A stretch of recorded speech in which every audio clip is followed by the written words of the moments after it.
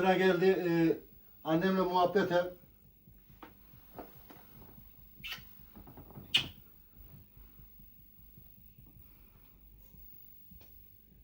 Bu kadar mı öpebiliyorsun anne? Tamam, yeter yeter.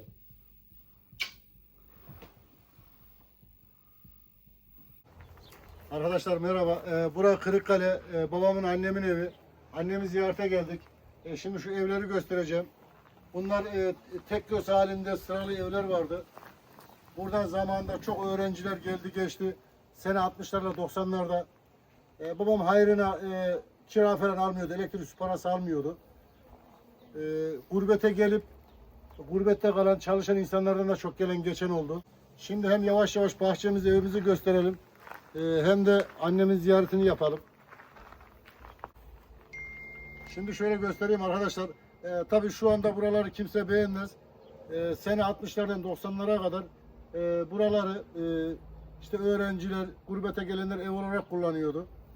Tabii şimdi viran oldu. Eskiden tabii düğün salonu falan yoktu. Burada ne düğünler yapıldı. Kendi kızımın düğünü de burada yapıldı. Kınası da burada yapıldı. Şimdi şöyle baktığınız zaman vişneler olmuş, kirazlar olmuş. Tabii boş olduğu için bunları ne yiyen var, ne alan var. Böyle gariplerim ağaçta kendiliğinden vuruyorlar.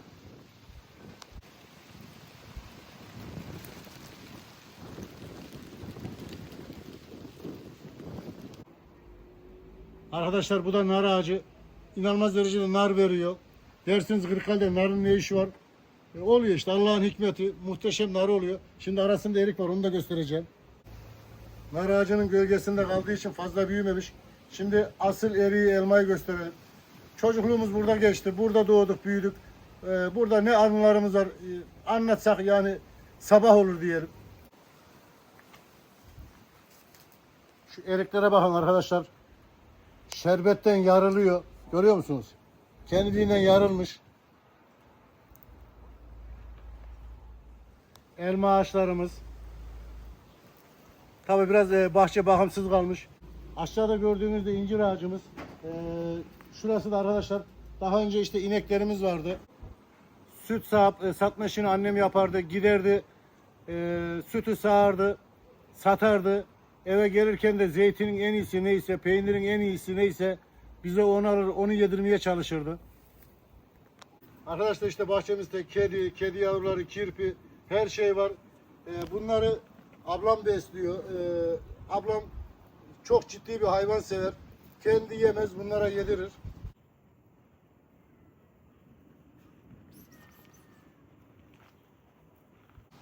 Burada ablamın evi. Annemin 30 tane torunu vardı. Annemin, babamın 30 tane torunu vardı.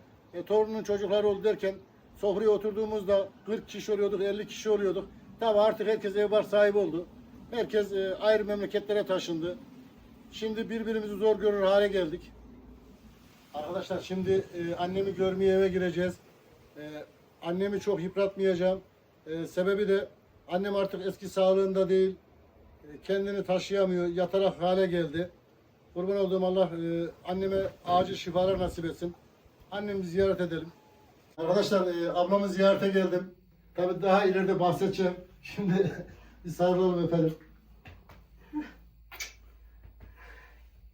Bu benim tontiş bacım. Allah razı olsun. Ne diyeyim yani, kardeş sevgisi anlatılmaz, yaşanır. Her zaman hayatı boyunca bize destek oldu, elinden geleni yaptı. Babam rahatsız oldu, felç oldu. Kaç kardeşlik babama hiçbirimizin elini değdirmedi. Tabi ablam da belli bir yaşa geldikten sonra şimdi annemin rahatsızlığı var. Yine daha önce de söylediğim gibi ablamı çok üzmeden destek olmaya çalışıyoruz kardeşler olarak. Kime ne görev düşüyorsa onu yapmaya çalışıyoruz. Şimdi sıra geldi annemle muhabbete.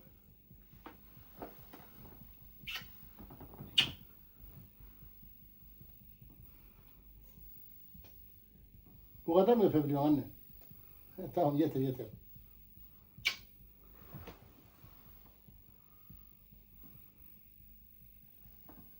Annem 94 yaşında. Ablam 73 yaşında. Ablamın kendisi de kalp rahatsızlığı var. Dizlerinde platin var. Tabii ona rağmen ablam anneme elinden geldiği kadar yardımcı olmaya çalışıyor, bakmaya çalışıyor. Ara ara paslaşarak kardeşler arasında annemize yardımcı olmaya çalışıyoruz. Annemizin gününün iyi geçmesini sağlamaya çalışıyoruz. Ne diyelim? Kurban olduğum Allah anneme acil şifa versin.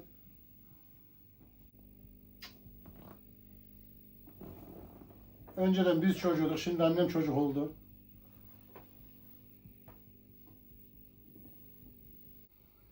Arkadaşlar ablam 74 yaşında, annem 94 yaşında. Tabii 74 yaşında olmasına rağmen anneme bakıyor. Tabii ablamın da bakıma ihtiyacı var. Aslına bakarsan bu yaştan sonra ablama da bakılması gerekiyor. Ama ablam elinden gelen her türlü fedakarlığı gösteriyor. Allah'a bin kere şükürler olsun. Ya ne desek yalan olur, ne desek boş olur. Allah ablama da acil şifalar nasip etsin. Ablam anneme mi bakıyor, annem ablama mı bakıyor belli değil. İkisi de belli bir yaşa geldi. Allah birbirinden ayırmasın, sağlıklı yaşam nasip etsin diyelim. Bu işin yaşı olmaz.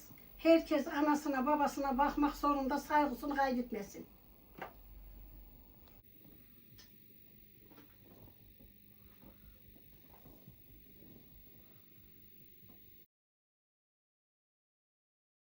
Anne ağzını aç.